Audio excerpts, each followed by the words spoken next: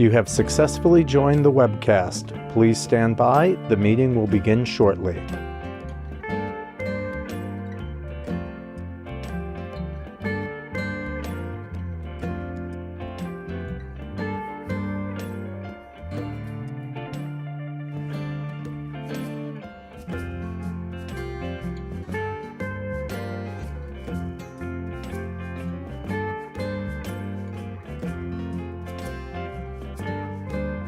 You have successfully joined the webcast. Please stand by. The meeting will begin shortly.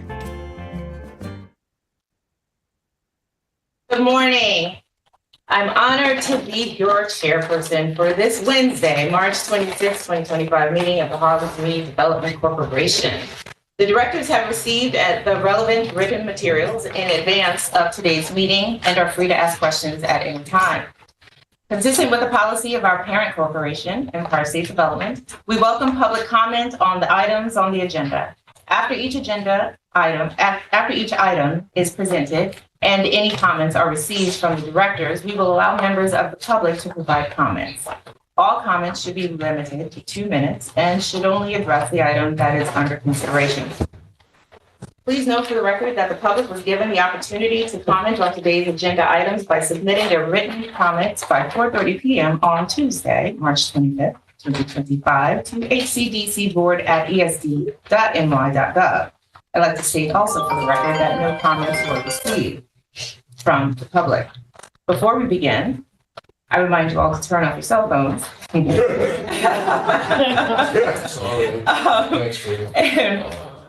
But I would also ask the directors whether anyone has any potential conflict of interest with respect to the items on today's agenda. Hearing none, hearing none, the foregoing has been noted for the record. There are no objections. Thank you. Our first order of business is the approval of the minutes of the directors' meeting from May 22nd, 2024. May I have a motion for approval? I make a motion to approve the. I'll second that. I'm sorry, can you? Yes. Where's the TV? I make a motion to approve. I'm Deneen Brown. Thank you. Yeah, Holly Jerkford, second that motion. Thank you. Stand up. All in favor? Do we have to stand? In favor? Aye. All in favor? Aye. Any opposed? All right, thank you. Mr. Curtis Archer will now present the item for consideration today, the approval of Harlem CDC's fiscal year, April 1st, 2025 to March 31st, 2026. Operating and capital budgets, approval of the weatherization division budget, and authorization to take related action. Thank you, Madam Chair. Should I stand? Yes, please.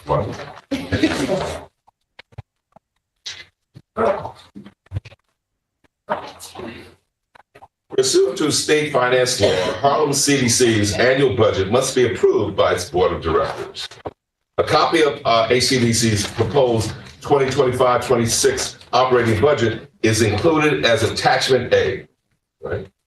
The operating budget proposes a total of $1,155,218 in personal services, salaries, and fringe benefits, and a total of $271,717 in non-personal services, primarily insurance, professional fees, office expenses, and other administrative costs. Right?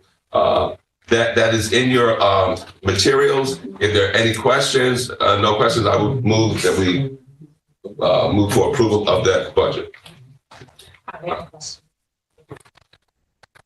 And remember, the budget is approved first sent to us by fiscal at ESD, and we are a subsidiary of ESD. Are there any questions, directors? Yes. If I may, just looking at the way that the resolution is framed, the budgets are presented in omnibus as a collective entity operating capital and weatherization. So the request would be, as a matter of form, that we have Three. one that we have. Thank you. To approve all. Thank you, This Council. is going to be discussion individually. I thought maybe the only one that might be weatherization, but They're in the same resolution. Okay. So, yeah. We're Gotcha. gonna pass that one. We're going to present that one resolution. so I shall continue. Thank you for that. The capital budget proposes a total of $2,453,210 for legal expenses, insurance for the Victoria, and costs of proposed renovations to Harlem CDC's offices. By the way, you know that we've been undergoing or discussing renovation as we are currently have asbestos mitigation. Okay. A copy of HCDC's proposed 2025-2026 capital budget is included as attachment B. Now, the weatherization program is funded not at all by state, totally by the feds, specifically the United States Department of Energy and Health and Human Services. A copy of their proposed 2025-26 weatherization budget is included as attachment C. Now, if you do notice it, you'll see that there was a reduction, but the reduction is explanatory because of the bill, which is the bilateral infrastructure law. Those funds, which ran a 3-year period, are gone. Right. So, but Victoria Gordon can, of course, cover that. So those are the 3 items to be voted on. Thank you, Madam Chair. Thank you. Are there any questions? Yep. I am curious about, sorry. I'm Keisha Sutton James, representing Borough President Mark Levine. I am curious about the bill that is no longer and whether the weatherization program is terminated permanently. Just curious. I want to come back to that, but I did want to ask in the capital budget, there's $2 million. It's the largest line item, I think, across all 3 budgets. The $2 million are construction costs. Are you saying that construction cost is related to the renovations of the HCDC office, or is it Victoria and HCDC? I'm curious as to what this $2 million is for. Thank you. That is HCDC. Just solely or both? The renovation of our office, which we will also be relocated during that period. I'm sorry. But yes, that's what it is. It's part of our renovation of the office and asbestos mitigation. When is that? We have not been given a date for the renovations as yet. Did you have a question? Shauna Marks, just a follow-up. Will we relocate it and that cost is included in this amount? We will not be relocated to a paying office. We probably will have to work out with ESD or some of the states. In kind. Yeah. Yeah. If you notice that $2 million is carried over from last year because the renovations have been scheduled for a couple of years now. So it's still going through the OGS procurement process. And when that happens, we'll get a date, but we haven't received a date. Thank you. Are there any other questions? All right, May. I have the other question around the law. All right, the bill? The bill. Yeah, absolutely. So the short statement, and before I let you take it, okay? Yes, let me take it. I'm going to say that the Weatherization Assistance Program is the one program that I can say that both Dems and Republicans agree on because there's immediate benefit to their constituency, from rural to urban. But Victoria Gordon, take it. Good morning, everybody. I will stand so that people can hear me.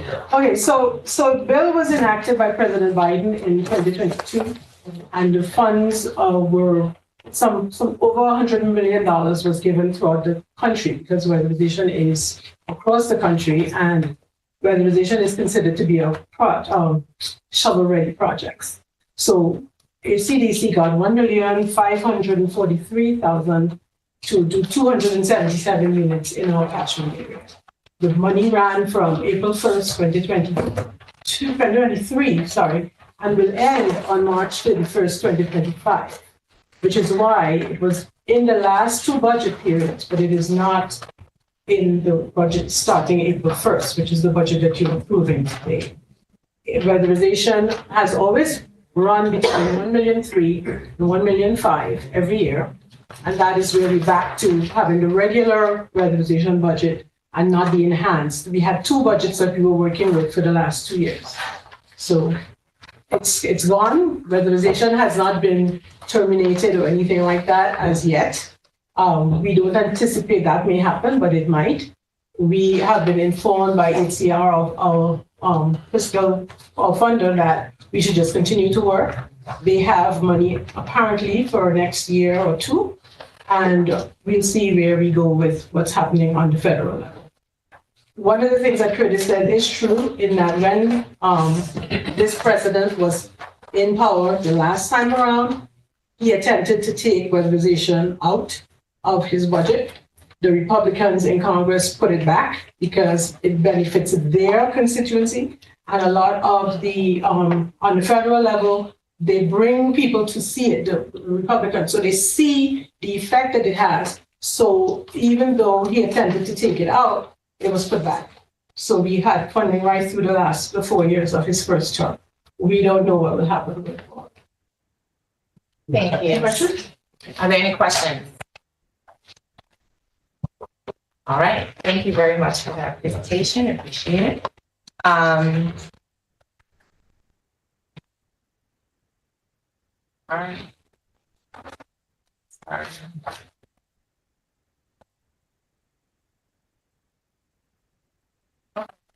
I will now entertain a motion for approval. So moved for approval. Director Wright, can you please talk towards the television, stand up? You can't hear me? Put forth a motion for approval as presented. My name is Keith Wright. Thank you, may I have a second? Holly Draper, Director, second that motion. Thank you very much. All in favor? Any opposed? All right, thank you, thank you. Can I put in the record, I'm Grant Dennis for Senator Clear's office, she's abstaining. Okay, thank you very much. One abstention, thank you very much. All right, the next item on the agenda is being presented for information only and no vote will be required.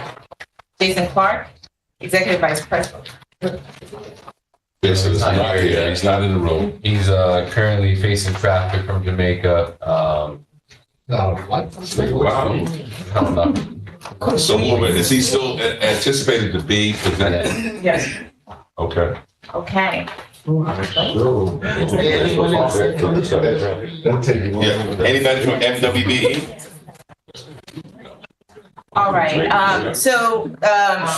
Executive Vice President Clark is going to be here to talk about MWBE, which is something that something that we requested. I guess they're gonna go find out about how far out it is. It is not a voting item. If you have to leave, we understand. However, if you want to give it a few more minutes, I don't think that his presentation is very long, right? And so with that, I think, do we have to vote to go into break? What?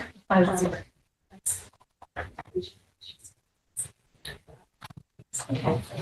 So we will remain at ease for further directions. There are donuts. Include the donuts? Yeah, sure, absolutely. I want to just ask a question. How many of you are familiar that we are a satellite of the MWB program for ESD? Okay. And that there are two agents, certification analysts, one of them by the name of Elaine Caesar, and the other who's actually in the office today, and that is Brian Cook.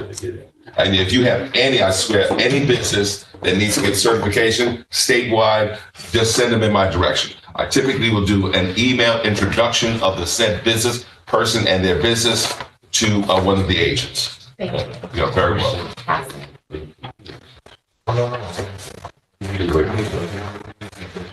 That's weird. It is still recording. Yeah, it is still recording. Please be mindful, you are still being recorded. Still being recorded. Still recording. I will be right back. Okay.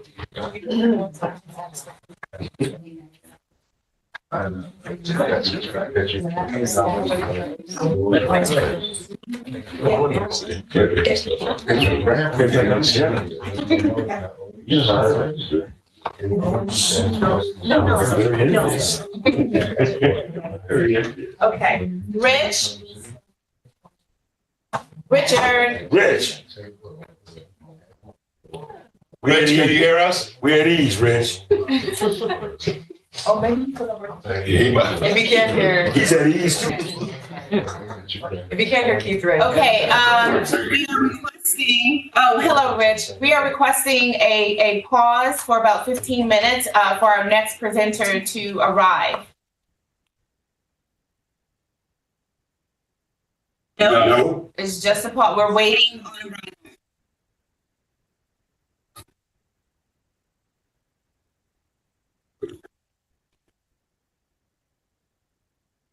Okay, well, Rich, hold on one second. I was just told by council that we need to do a vote.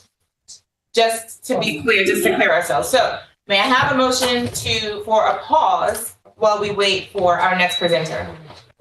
I make a motion to pause for our next, until we get our next presenter. May I have a second? Second. Second. Okay, everybody seconds. Okay, all in favor? Ah. Any opposed? All right, thank you very much. We are on pause for 15. You have successfully joined the webcast. Please stand by. The meeting will begin shortly.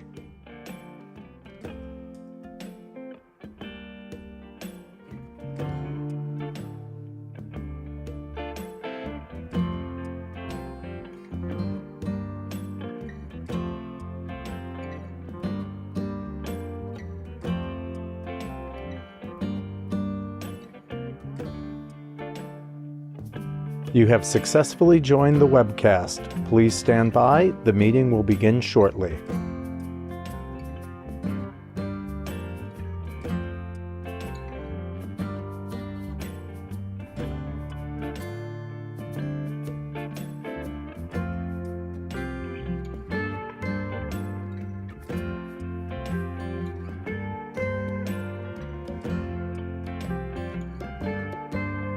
You have successfully joined the webcast. Please stand by. The meeting will begin shortly.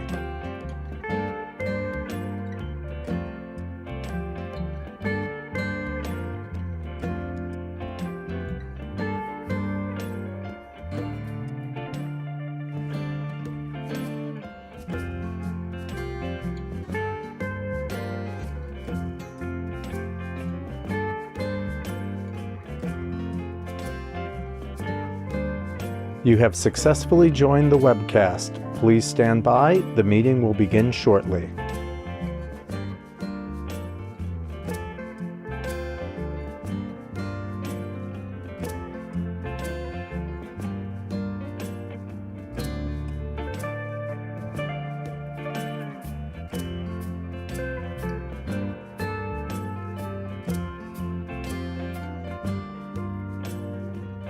You have successfully joined the webcast. Please stand by. The meeting will begin shortly.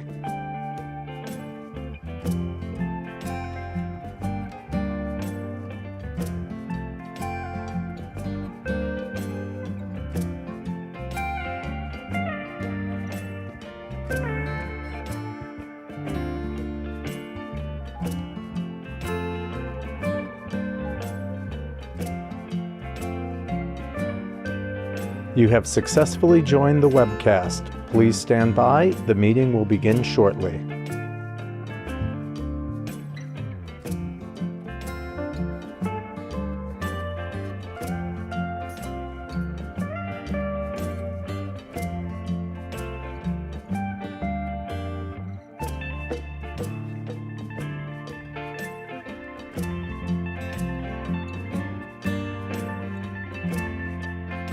You have successfully joined the webcast. Please stand by. The meeting will begin shortly.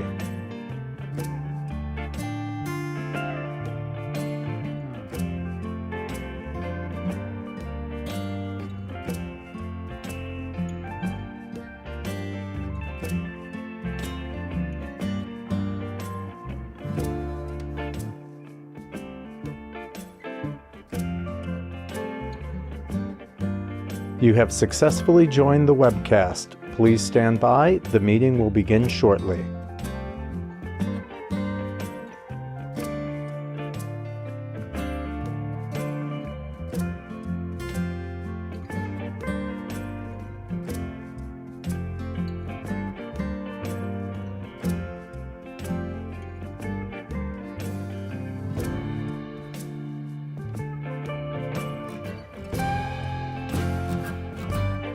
You have successfully joined the webcast. Please stand by. The meeting will begin shortly.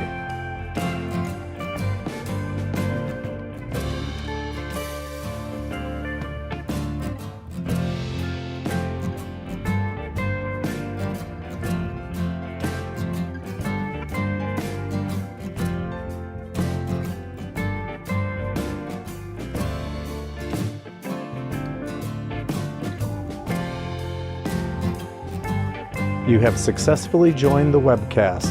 Please stand by. The meeting will begin shortly.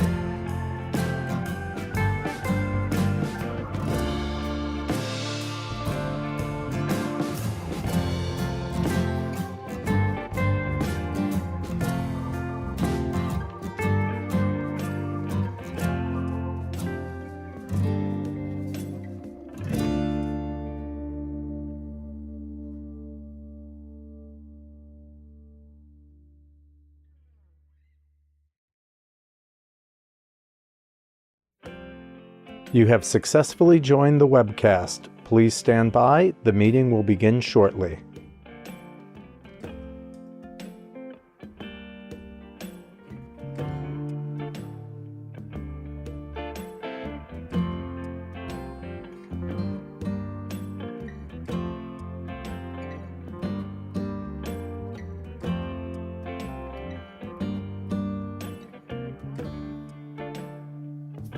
You have successfully joined the webcast. Please stand by. The meeting will begin shortly.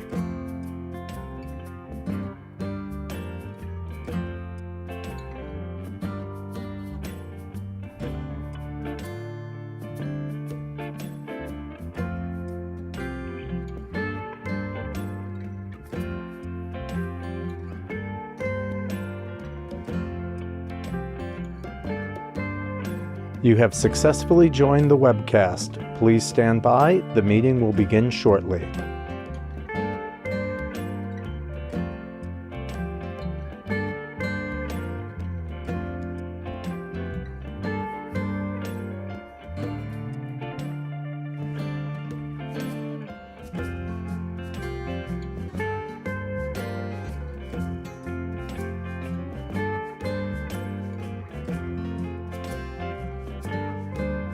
You have successfully joined the webcast. Please stand by. The meeting will begin shortly.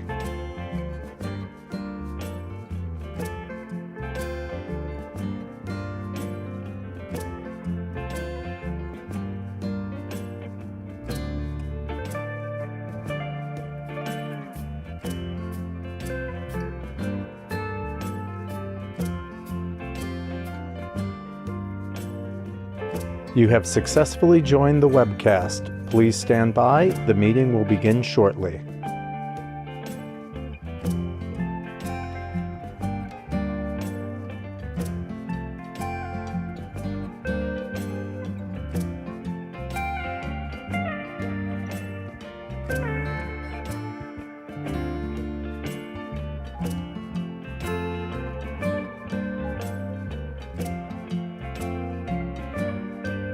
You have successfully joined the webcast. Please stand by. The meeting will begin shortly.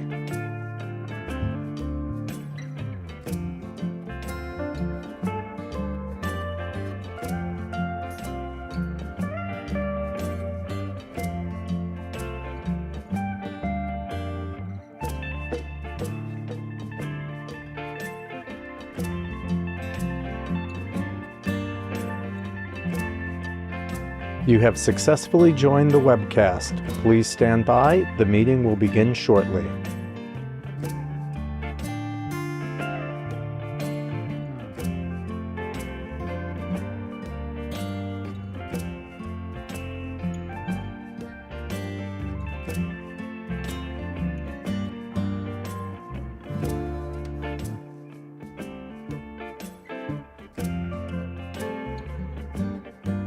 You have successfully joined the webcast. Please stand by. The meeting will begin shortly.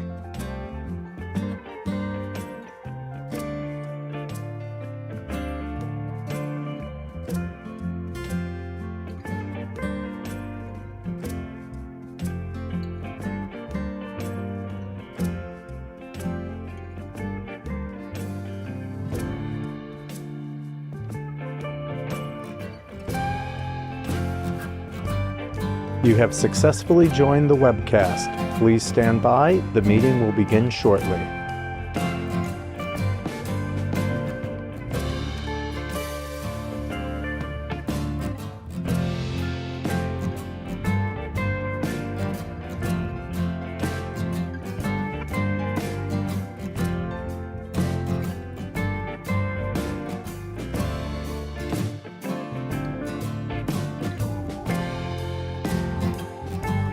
You have successfully joined the webcast. Please stand by. The meeting will begin shortly.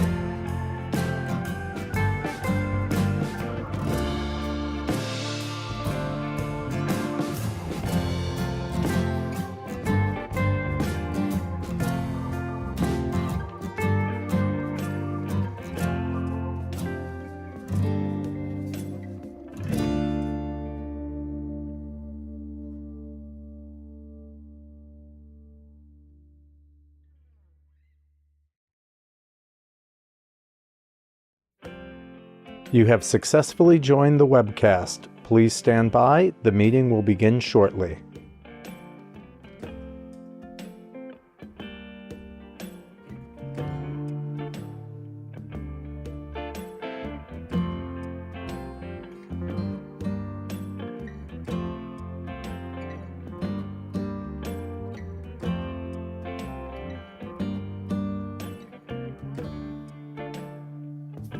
You have successfully joined the webcast. Please stand by. The meeting will begin shortly.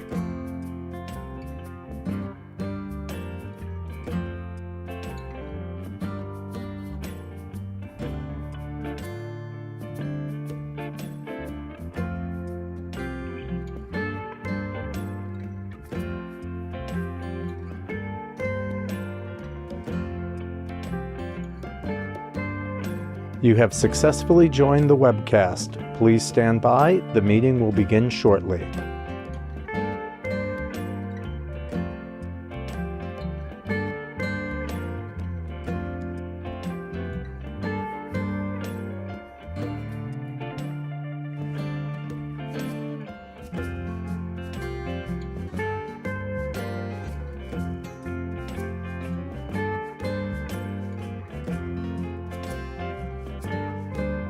You have successfully joined the webcast. Please stand by. The meeting will begin shortly.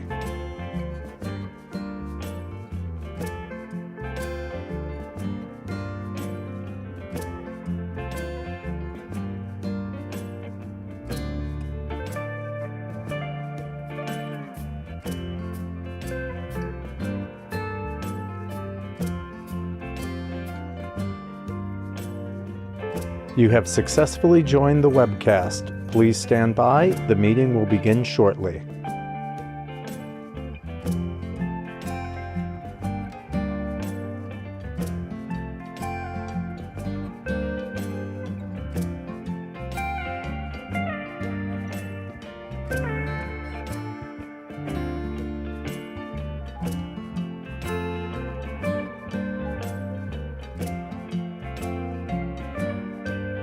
You have successfully joined the webcast. Please stand by. The meeting will begin shortly.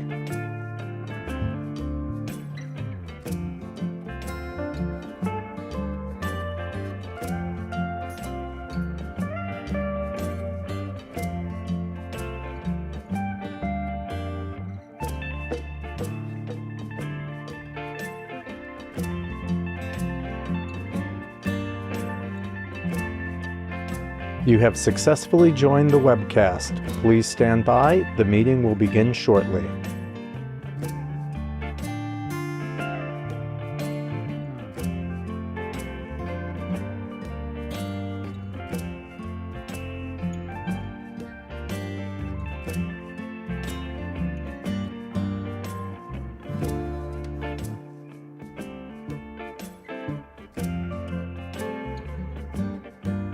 You have successfully joined the webcast. Please stand by. The meeting will begin shortly.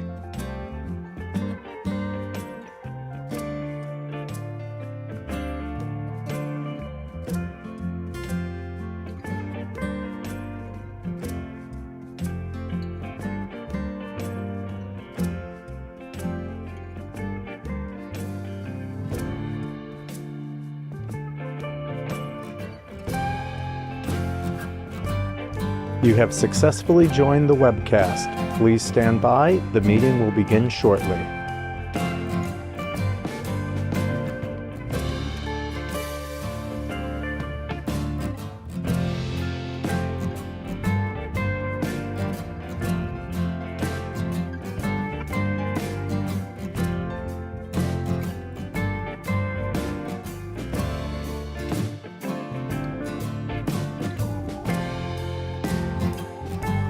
You have successfully joined the webcast.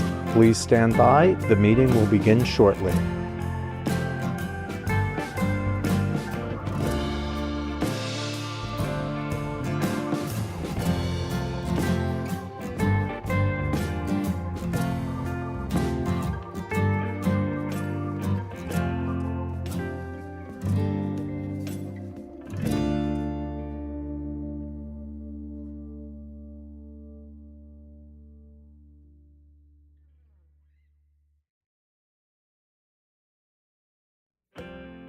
You have successfully joined the webcast. Please stand by. The meeting will begin shortly.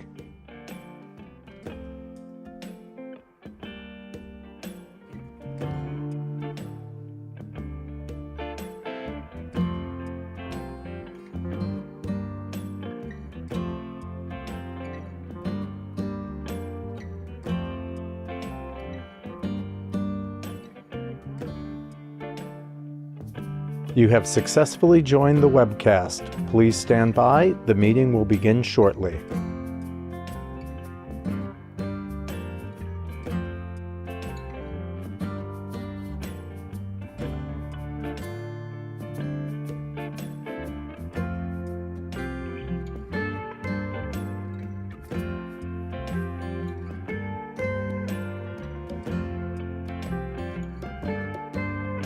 You have successfully joined the webcast. Please stand by. The meeting will begin shortly.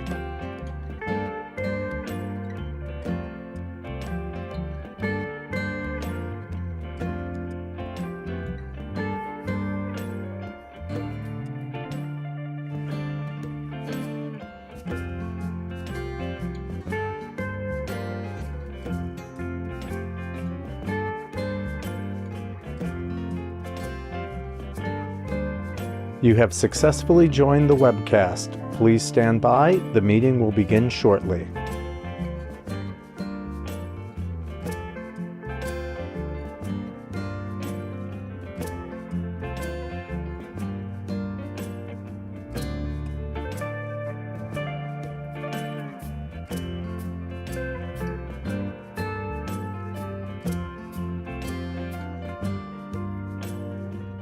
You have successfully joined the webcast. Please stand by. The meeting will begin shortly.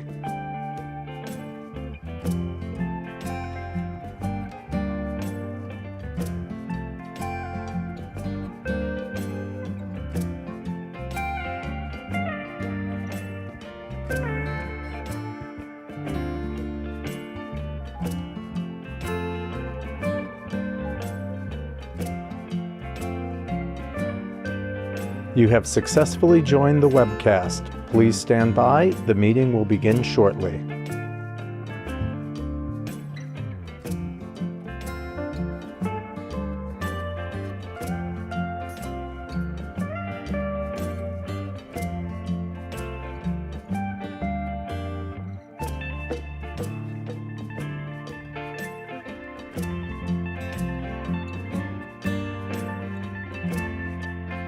You have successfully joined the webcast. Please stand by. The meeting will begin shortly.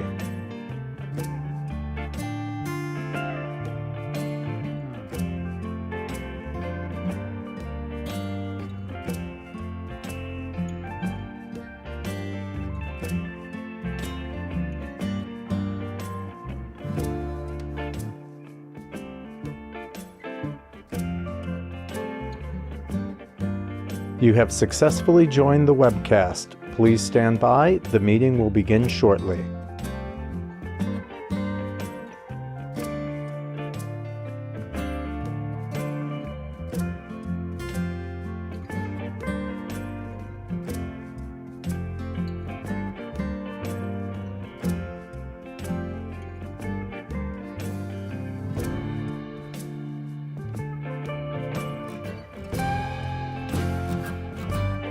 You have successfully joined the webcast. Please stand by. The meeting will begin shortly.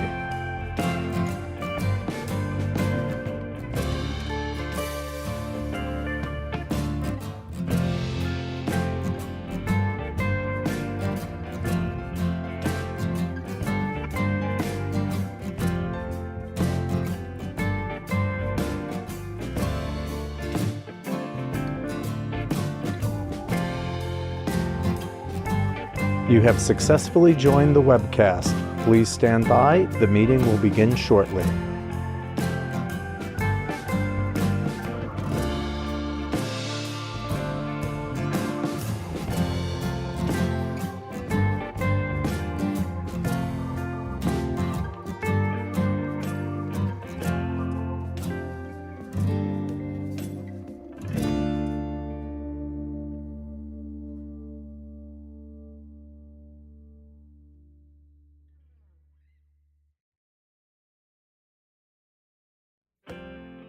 You have successfully joined the webcast. Please stand by. The meeting will begin shortly.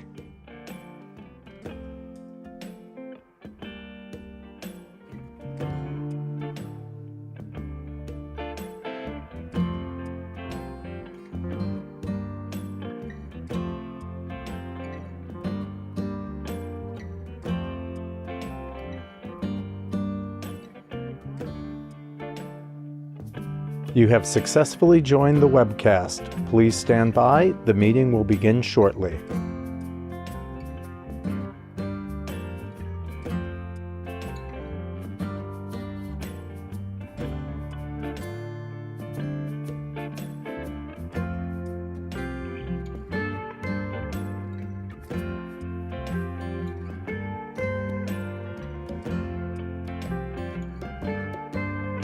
You have successfully joined the webcast. Please stand by. The meeting will begin shortly.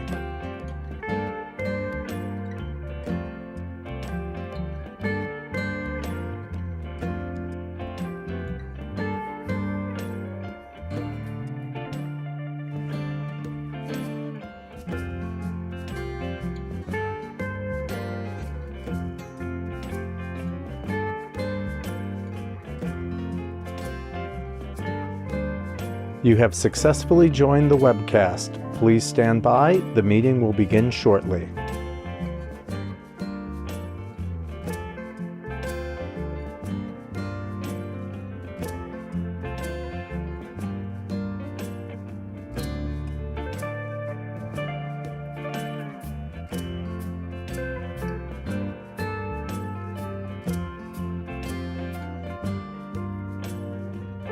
You have successfully joined the webcast. Please stand by. The meeting will begin shortly.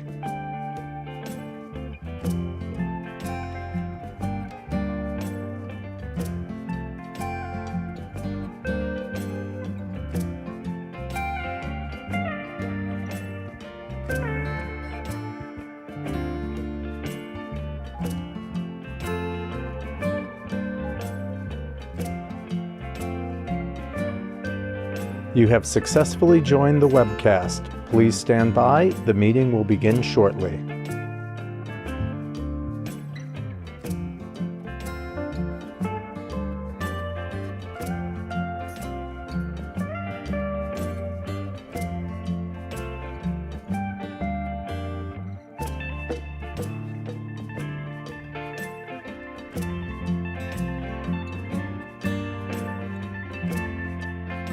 You have successfully joined the webcast. Please stand by. The meeting will begin shortly.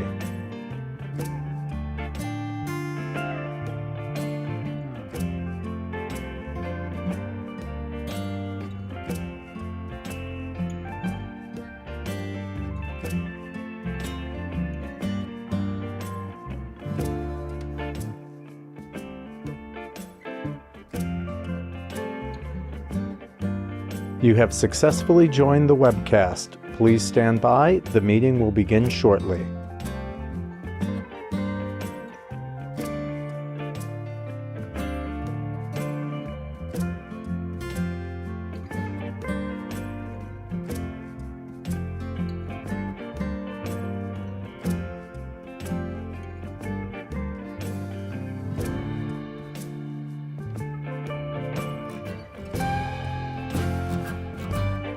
You have successfully joined the webcast. Please stand by. The meeting will begin shortly.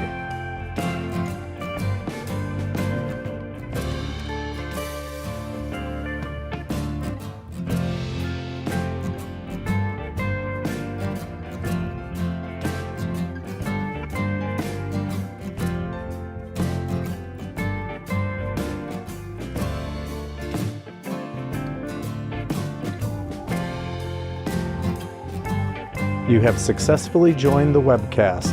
Please stand by. The meeting will begin shortly.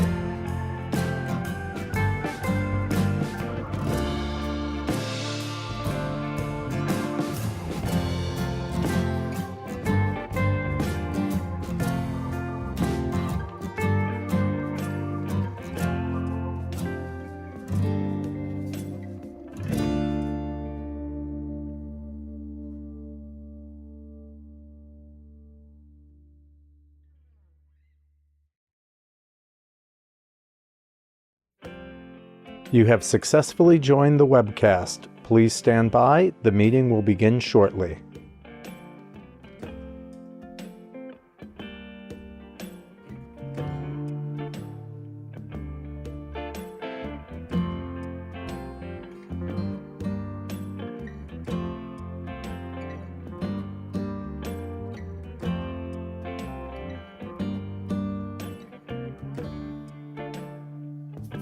You have successfully joined the webcast. Please stand by. The meeting will begin shortly.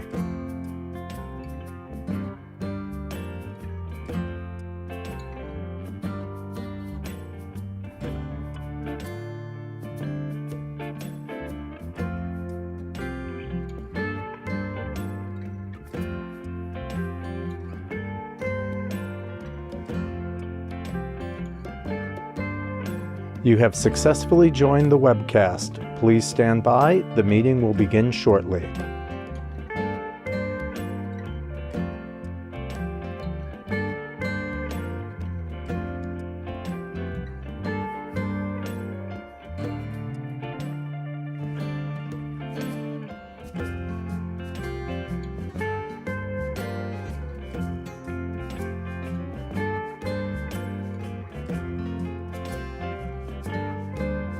You have successfully joined the webcast. Please stand by. The meeting will begin shortly.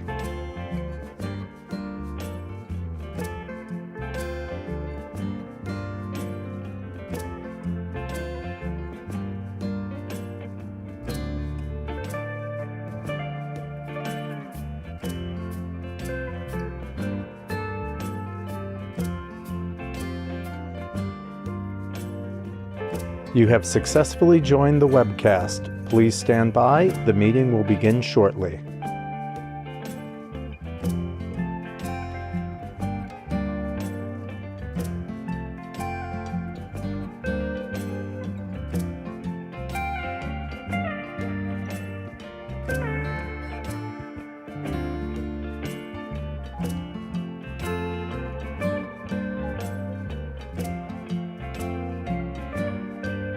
You have successfully joined the webcast. Please stand by. The meeting will begin shortly.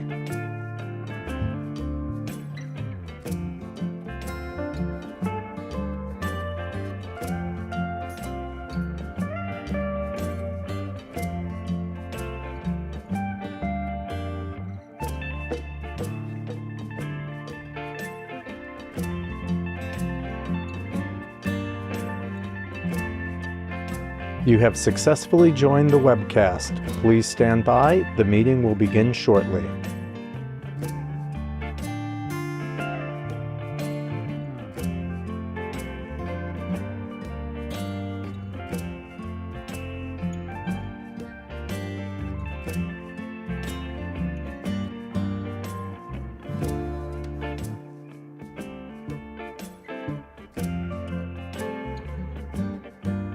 You have successfully joined the webcast. Please stand by. The meeting will begin shortly.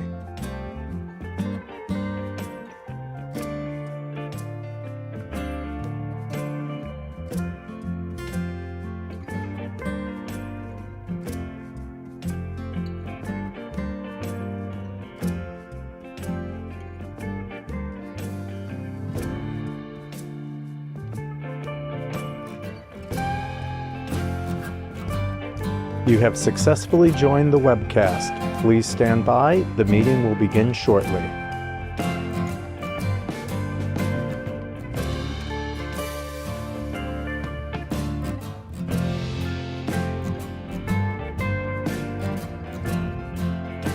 All right, I guess I will. Oh, do I Okay, thank you. Thank you, everyone, for staying for our presentation. We are coming on pause.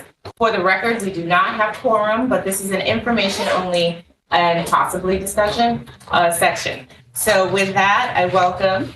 Recording in progress. Okay. Mr. Clark. Thank you very much. First of all, it's great to be here. I know a couple of faces here, but I feel like I really grew up in this building. I spent most of my career in the beginning at the New York State Attorney General's office. I eventually became the deputy of the Harlem office on the 13th floor. And, so I spent a lot of time in this space before eventually, leaving and joining the division over here. So, first of all, I've been in this role for about 2 years, and the short of it is that, we've been pretty busy. I'm not sure how much I should go into what the division works, or if we just want to go into some of the things that people know about the division already. Okay, all right. Well, I will say, so at the New York State Division of Minority and Women Business Development, our responsibility is being able to help minority and women businesses have an opportunity to be able to grow. We've had some pretty strong successes over the last couple of years. At our forum that we had back in October, the governor was able to announce that, almost $3 billion in contracts went to minority and women businesses in the past year. Creating about $12 billion in actual spend that went to MWB since Governor Hochul has taken office. We had the highest and the second highest utilization rate in the history of the state of New York in 2024 and 2023 in the 37-year history of the program. And actually, maybe let's go to the first slide because some of this is probably over here too. But what we've also been able to do is be able to reduce the how long it takes to be able to get certified. I know when Commissioner Knight had reached out to me and we were speaking about coming into the role, one of the biggest hurdles that we have when it comes to MWBEs is how long it takes to actually be able to get certified. In fact, when we look at the numbers, and just a couple of years ago, it took on average 499 days for someone to be able to get certified at that time. But fortunately, in our first year, we really changed some of our processes. We received additional funding, certainly from the governor, and we were able to eliminate the backlog we had. It was a backlog of 3,720 applications. I think at the time, over half of them had been waiting at least a year and hadn't even gotten started on their application. So again, a lot of what we decided to do is we changed the internal processes that we had with a couple of things in mind. And fortunately, we no longer have a backlog. And not only that, in our first year, we said that the goal is that we're going to get through applications in 90 to 120 days. And then in October, we're actually able to announce that on average, well, not in October, but at the end of the year, we've been able to share that in 2024, on average, we're getting through applications in less than 65 days. And I think one of the reasons that's important is that we have all these forums, we have all these opportunities where we try to connect businesses to contracts and opportunities that are available. But if it takes you 2 years to be able to get certified and be able to work on it, then, the program isn't working the way, it's meant to. So that's one of the first things we're able to do. As you can see here, there are a few other, let me go back a second.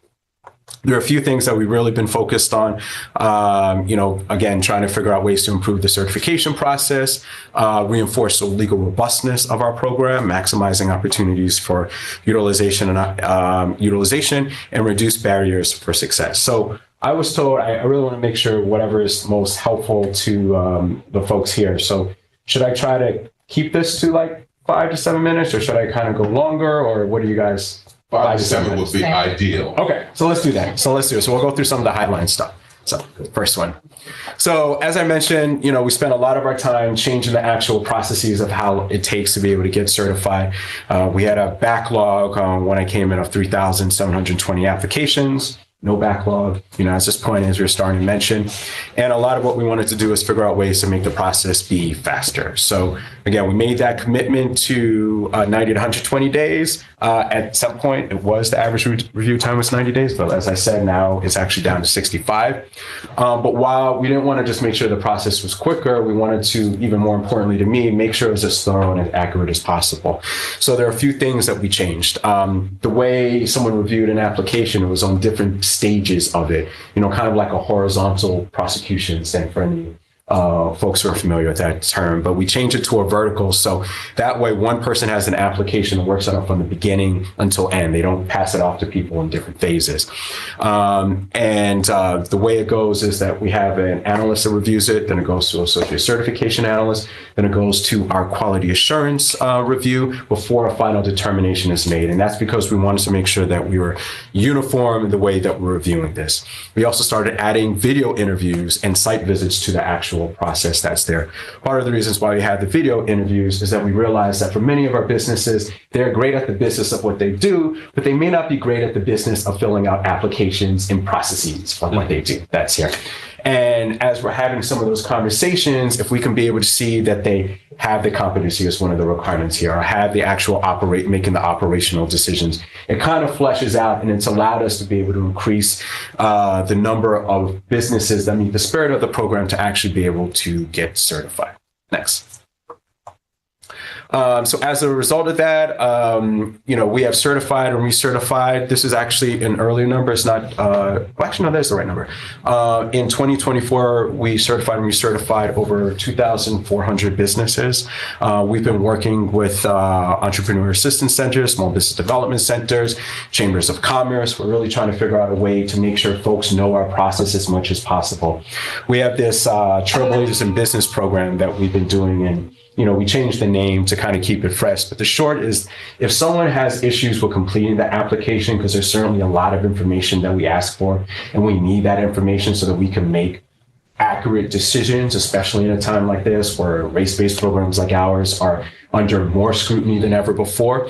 We need to have some of this information, but we also don't want that to prohibit folks from actually being able to get to the finish line. So through some of the programs that we have, we will partner you free of charge with one of our small business development centers and entrepreneur assistance center, and they will assist you with being able to complete the application because they know what we're looking for, because we've told them, what we're looking for. And that way it can be done, we can review. And for these applications, we actually get through them quicker because, again, a lot of what we're looking for, the Q&A time of going back and forth, becomes significantly less.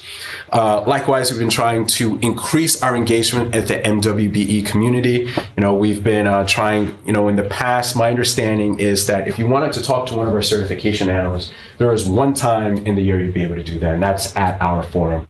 In 2024, I think that we had about 26 of them that's there. We are trying to do everything we can to make sure that people know that there's assistance. There are all of these opportunities with the state. We want to make sure that, there aren't needs for waivers out there because we can't find someone who's doing that, or that folks who need assistance with being able to take part of a program that was designed with tax dollars to help them to be able to do so. So we're doing a lot in that space, and we continue to figure out ways to do more. Next. I'll just quickly run through this. So one of the things for me from the very beginning, coming into this role, is that we wanted to make sure our program is as legally robust as possible.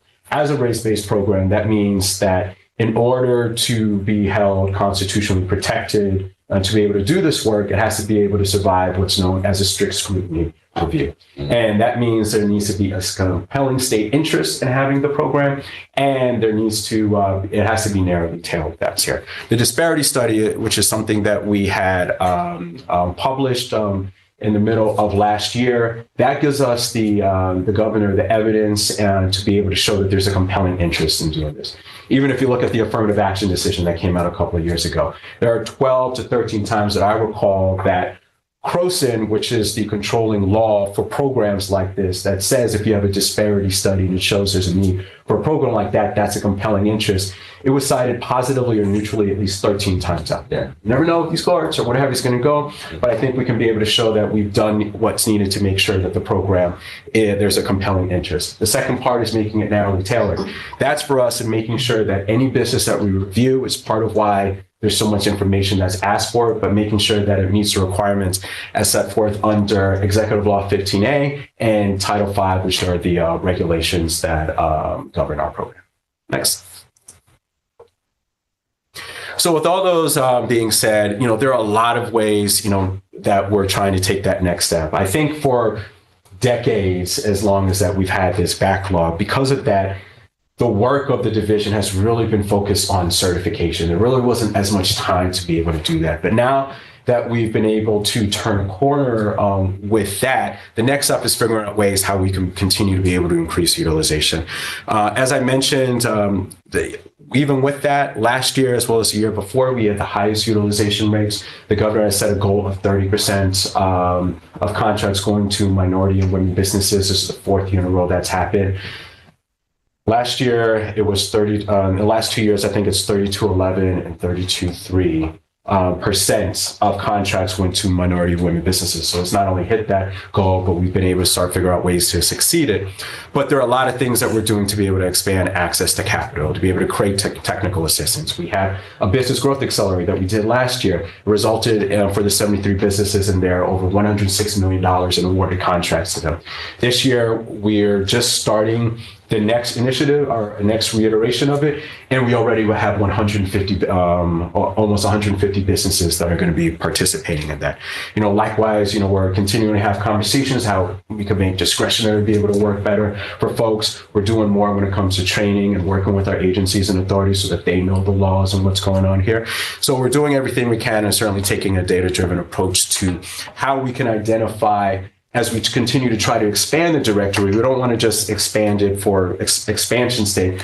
We're really thinking about where is there the highest need for waivers? So how can we find business or incubate businesses that could be in that space? Where do we know there's the highest need and people use them all the time, but we can use more MWBs in that space, figuring out ways that we can work with some of our partners out there to get the word, get them certified, and get them participating on some of these contracts. So with all that being said, we've made a lot of different changes. We're having a lot of meetings. I know especially in this year, we're looking to be able to have more conversation with the procurement officers at the different 97 agencies and authorities that we could do more of. I mentioned a little bit about the business growth accelerator. Thanks. Like I said, we're using a data-driven approach to be able to monitor availability gaps, trying to start tracking discretionary spending. In fact, we also created a whole new unit called utilization, which is focused on figuring out what are the reasons that folks aren't getting contracts, or some of the things that we know are issues, but no one has really the capacity to be able to work on it. That is their whole, whole job out there, and it's already being able to provide some dividends. Next. So with all that being said, we have a lot of different goals that we have. We want to figure out ways that we can increase the size of our directory. We want to figure out ways that we can increase the annual procurement that's out there. I know for me, really being able to target how we can focus on that disparity within the disparity is a big initiative there. And then just trying to figure out ways to make it easier for folks to be able to get certified. So I will cut it right there. Hopefully that's within that time, and happy to answer and go through any questions folks may have. Thank you very much. Director Sutton. I did want to, they told us we have to stand and project to the screen for the technology, so that's why I'm standing and projecting. I had two questions. One was around, I wanted you to share some more around the disparity within the disparity. If you, I don't see a slide on it, but if you know some of the data around that, that would be helpful. And then the second question I had was around, I think you called it the utilization. It was something I've noticed here in New York City, and I kind of want to understand better how it's working at the state level. That, once businesses are certified, because the different agencies that are actually putting out RFPs and making opportunities available don't share technology, don't share they can't speak to one another. So there isn't actually a way to track the movement of an MWBE certified business from certification through contracting across different agencies. Are you better able to see, are you able to track and understand and measure, the impact that you're having in terms of not just getting certified, but understanding their progress in terms of getting contracts across the state, and how are you able to do that?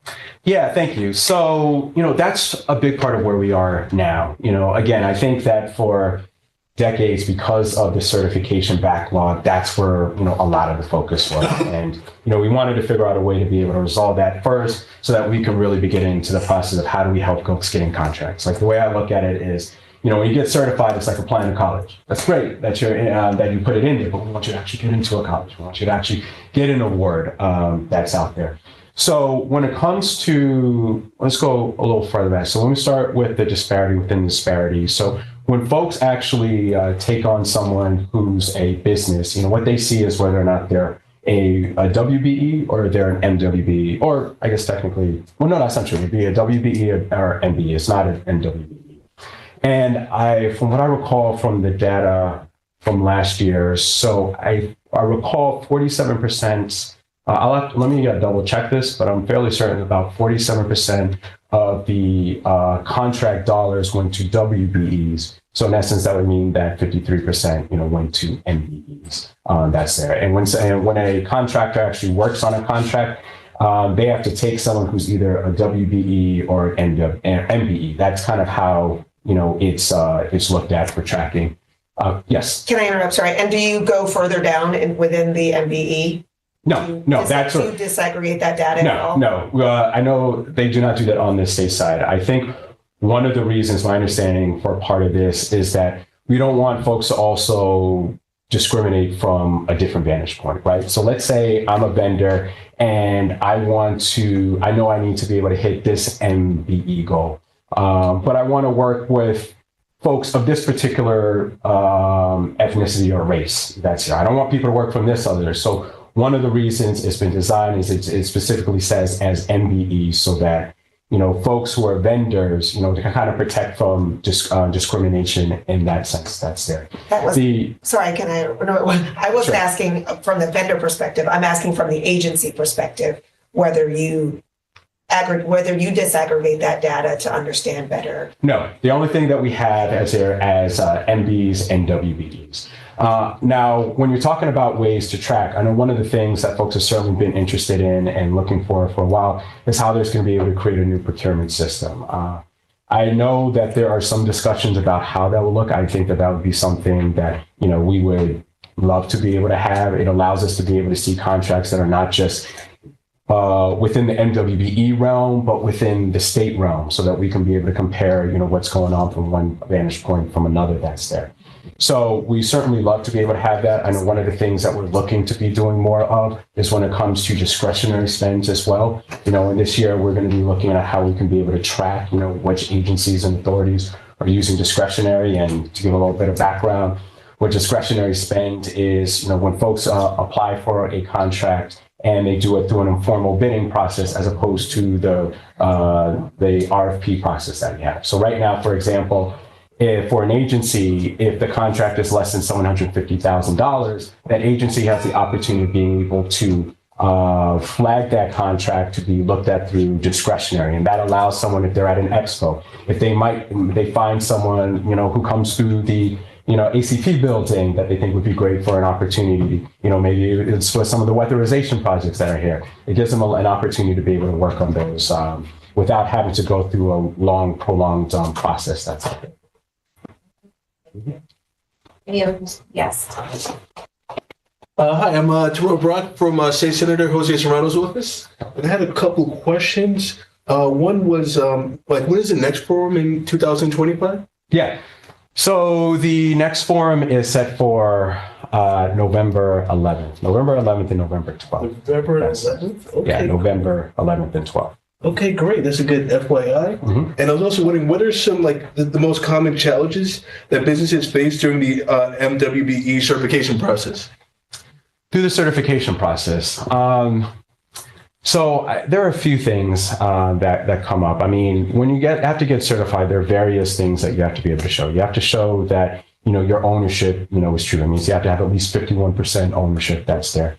You have to be able to show that you have the competence to be able to run the program. One of our regulations say that, the person who's applying for certification must have adequate specific industry knowledge to be able to make the commercial useful functions without having to rely on others. So in essence, what that means is you need to be able to make the decisions and know how your business, is running that's there. I know sometimes folks, get caught up with some of those things, but for the most part, what we found is, especially when it comes to the video interviews and the audio interviews, is that when we talk through them and we ask them about this, they're able to show that they've been able to do this. And I think the third thing I would say is really just completing the application. There's a lot that needs to be done. If you don't complete it, I think within 90 to 120 days, the application kind of in the system, is not saved that's there. So we have to be able to redo it again. So that's why we've been trying to think proactively about ways that we can make it easier for folks to be able to complete and be in a position to be able to get certified and get some of these contracts. And actually, maybe one of the last things I'll say, which really goes to it, is being able to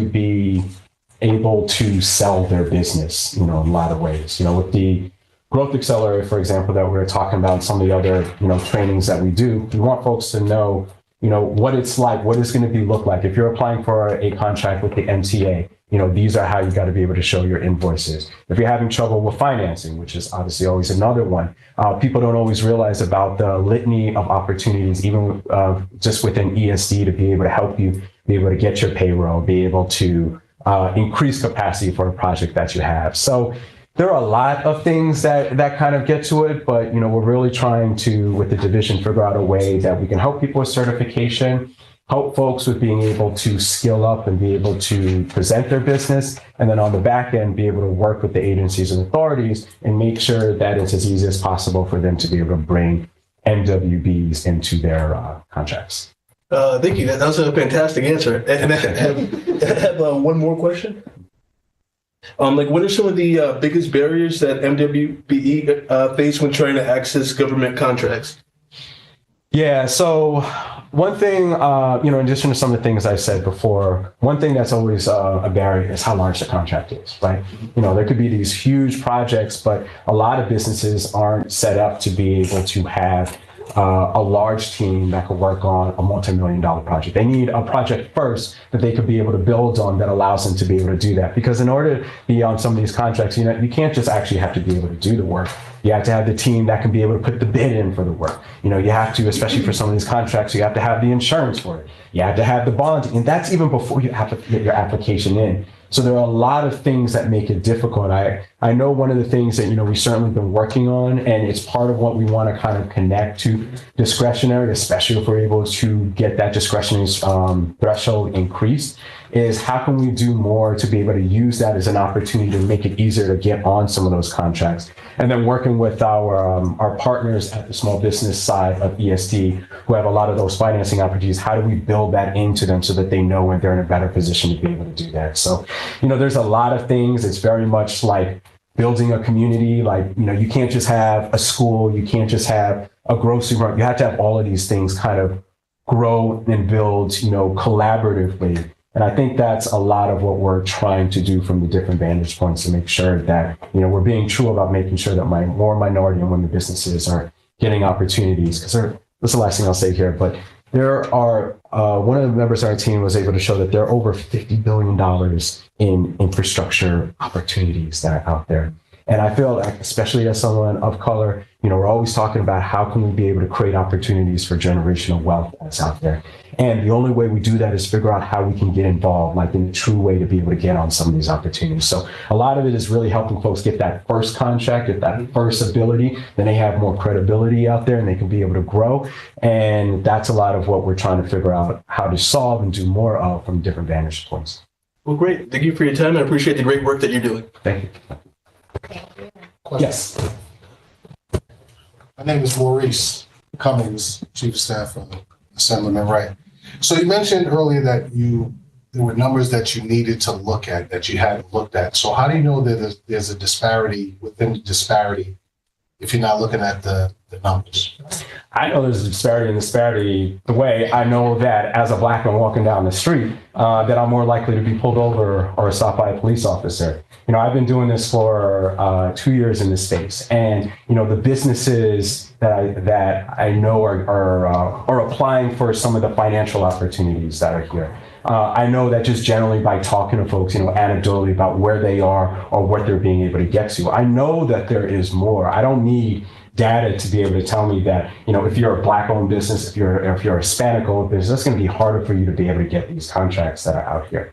So, and part of that is also just even before this time, just, the work I've seen in different spaces. I remember when I was at the Harlem AG's office out here, there are so many folks who are trying to figure out ways to be able to take disadvantage of business owners out here, in horrible ways that are out there. So, even if I don't need someone to give me the data to be able to show that it's harder for a black-owned business, even if I don't need the data to be able to show that a Hispanic business, that's harder, even if you look at it nationally or some of the other studies out there, all those things will show that to you. I know that if you're a black-owned business, you're 3 times more likely to be rejected for a bank loan that's out there. I know that even though 20% of all Americans are Hispanic, less than 7% make it as a small business owner that's out there. So with all those being said, I don't need, and I mean this like in a positive, but I don't need someone to tell me that those disparities that are there. The people who have been doing this work for a long time tell me it's there. The people who have been working with our MWBs can tell me, about the disparities as to how people are doing it. And just my own personal experiences tell me that we got to do more. I'm not trying to be a jerk here, but I'm saying wouldn't the numbers be able to assist you in assessing exactly what the disparities or, how much of a disparity there is between the disparities and, so for people who are not as inclined or as up on the information as you are, someone who's not as privy to it, putting the numbers assist in measuring that. That's all I'm trying to do. No, I understand. I would love to. I would love to be able to have more of that. And I think that one of the things that we're going to be looking to do in the future, now that we've kind of gotten this certification thing, and I know I keep going to it, but it's been a decades-long issue, for a long time. Again, 499 days that are there. So a lot of it was being able to fix that part now. Now we want to focus on the ways that we can be able to better be able to assist here. I know I don't want to get too ahead of ourselves in that set, but we've been having some conversations with OGS, about how we can be able to better track, some of this data out here. We're going to be having just internally on our side, our in-person meeting with all the agencies and authorities after the budget is completed. And we're going to be setting out a new way that we're going to be tracking and looking at discretionary, because we look at that, the first opportunity for people, not just to get a subcontract, but be a prime on a project that's out there. So we're going to start building out the ways that we can be able to see some of this. But at the end of the day too, like, we know that, there is a goal that's, set, from our governor, that 30% of contracts out here. We know that if we can be able to expand the amount of opportunities that are available to that qualify for those contracts out there, that is going to lead to all of us out there. And I'll also just say, as part of it, it doesn't have percentages in that sense, but, there's certainly some information if you want to look at some of the records out there as related to like some of the disparity studies. So that may be a place to be able to look at too. Thank you. Oh, sure. Shauna Marks. One follow-up question for the 2 years ago, and you said 499 days, right? Yes. So one question I have is, do you know what that block was that was keeping it to 499 days? Yeah. And then two, I kind of want to go back to the disparity piece only because we've had a lot of conversation about MWBEs in terms of the work that's happening here within the HCDC catchment area. Mm-hmm. And so I'm wondering, is that being addressed? And how is it being addressed in terms of, is it more outreach that's happening here? What does that look like? Are you looking statewide to say, well, we've seen a jump in Oswego County by 70%, but here in this area, maybe we've only had 12%. Why is that, and how do we then address it? Yeah, okay. So for the first part of the question, there are a litany of things that kind of went, I think, into the 499 days of that. That was, I think part of that, certainly COVID did not help, right? That's when things certainly started to break down, and I think that exacerbated things. There are a lot of components here. I think one thing is that, the governor was able to secure more funding that assists with being able to expand the team. I think that helped. But even with that, really what it was is we had to change our processes. I started mentioning before that this was done in various phases, right? And if someone worked on a particular phase, and let's say they left the office or what have you, then someone else would have to catch up or figure out what's going on there. Even internally, for us to have more accountability, we wanted to make it so each person was starting from the very beginning to the end. And what we did is we trained. We trained and we trained and we more trained and we trained. And even when we did those trainings, if we saw things that worked a little differently, then we would tweak and then we would retrain. We kept training so that folks knew exactly what the issues are, and we could be able to problem solve for it, and then make it easier so that the analysts that were reviewing the actual applications knew that if they weren't sure about something, this is how we figure out a process. And by having a robust review system where it's going with an analyst, it's going with their supervisor, it's going with QA, me and our team reviewing the actual data. We took a very data-driven approach as we started. Some of the things I think we're going to be doing as we focus more on organization, but looking at how long it's taking, how many times is there someone who has, essentially abandoned an application and hadn't responded to certain questions that are there. So there are a lot of pieces that went into it, but what I do think is that it's because we spent so much time developing the right thorough process for it, that now, once we got past the backlog, we were not only be able to hold stagnant, but we're actually able to reduce the number while actually starting to increase our outreach. So it's a lot of pieces. I'm happy to even go through a little bit more later, but that was a big part of it. When it comes to the disparity within the disparity, there are a lot of things that we're looking at. I feel that one of the biggest challenges is that we need more actual individual MWBEs getting opportunities that are there.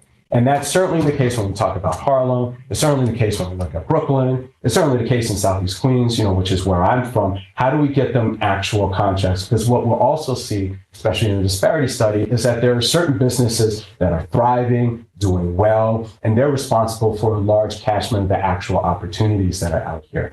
The main barrier to me to being able to get more, and this helps with the disparity within the disparity, it helps us generally, but really within the disparity, is how do we get them those first contracts out there? Like that's really the end game, for all of this. And, there's certain things that we're looking at to be able to incentivize the use of underutilized businesses, that haven't had contracts before, that is going to help with the disparity within disparity. There's certain ways that we're being able to tweak the way our mentorship protege program is working. It's something that we've had has been deactivated for a while, but we are about to relaunch it again. And how we're able to identify certain contracts that we're going to take out there based on the conversations we've had with different prime businesses that will allow them to be able to bring on and, take more of a quote unquote chance on a business that they haven't worked on before. So if we're able to do those things, if we're able to figure out ways to be able to improve our tracking, very much like you're saying, one of the things we also hear about is like our utilization plans.